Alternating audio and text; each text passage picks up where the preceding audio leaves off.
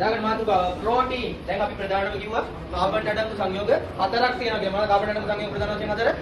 Carbohydrate, protein, ලිපිඩ, nucleic අම්ල. ඒක දැන් අපි කාබෝහයිඩ්‍රේට් ගැන කතා කරලා ඉවරයි. අපි දැන් ඊළඟට කතා කරන්නේ ප්‍රෝටීන කියලා.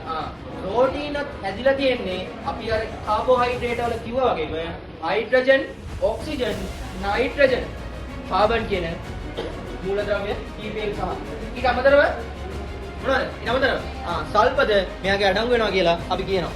එතකොට මේ ප්‍රෝටීන් කියන දේ හැදිලා තියෙන්නේ මොනවාගෙන් කියලා විශ්වාස කරන්නේ? කියලා කියන්නේ ප්‍රෝටීන් කියලා කියනවා. ප්‍රෝටීන් කියලා කියන්නේ ඇමයිනෝ අම්ල බහුඅවයවීකරණයෙන් සෑදුණු සංකීර්ණ අණුවකට තමයි ඇමයිනෝ මොකද නයි ඇමයිනෝ අම්ල කියලා කියන්නේ. එතකොට මේ ඇමයිනෝ අම්ල හැදිලා තියෙන්නේ ප්‍රධාන කාණ්ඩ තුනක් එකතු වෙලා කියලා. මොනවාද? R කාණ්ඩයක් තියෙනවා කියලා කියනවා. ඊට පස්සේ ඇමයිනෝ කාණ්ඩයක් සහ හයිඩ්‍රජන් එක්ක අයිති වෙන මොකද? කාබොක්සිල් කාණ්ඩයක්. මේ හැදෙන්නේ තියෙන්නේ කොහොමද? කාබන්ට ඇමෝනියා කාණ්ඩය, හයිඩ්‍රජන් කාණ්ඩය වගේම මොනවද? කාබොක්සිල් ඩබල් OH එක මෙන්න මෙයා එකතු වෙලා තමයි මේ ඇමයිනෝ අම්ල ව්‍යුහය තමයි මේ තියෙන්නේ. මේ R කාණ්ඩය. මේ හයිඩ්‍රජන්, මේ කාබොක්සිල් කාණ්ඩය, මේ ඇමයිනෝ කාණ්ඩය. මෙන්න මේක තමයි ඇමයිනෝ අම්ල ව්‍යුහය කියලා කියන්නේ. මෙන්න මේවා බහුඅවයවීකරණයෙන් සෑදුණු සංකීර්ණ අණුවකට තමයි අපි කියන්නේ මොකක්ද කියලාද? ප්‍රෝටීන කියලා කියන්නේ.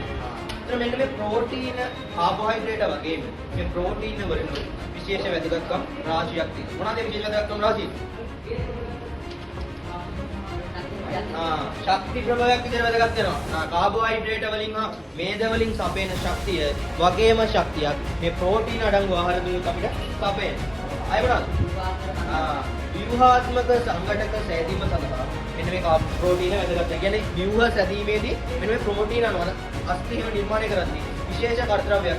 මෙයා දරනවා කියන ඔය අපි අහලා තියෙන ඔය කුණු විහාර වල මොනවද තියෙන්නේ? කෙරටින් නම් ප්‍රෝටීන් එක කියලා කියන්නේ. අර ඉස්සකෙසේ වර්ධනය වෙන වැදගත් වෙනවා කියලා කියන්නේ.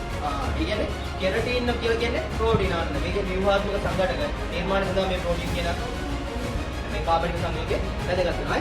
එන්සයිමයක් ලෙස ක්‍රියා කරනවා. එන්සයිම කියලා කියන්නේ මොනවද? ජීවීන් තුළ සිදුවන ජෛව රසායනික ප්‍රතික්‍රියාවල ශීඝ්‍රතාවය වැඩි කිරීම සඳහා ජීවීන් විසින්ම නිපදවනු ලබන විශේෂිත ප්‍රෝටීන වර්ගයකට අපි කියනවා එන්සයිමයක් කියලා.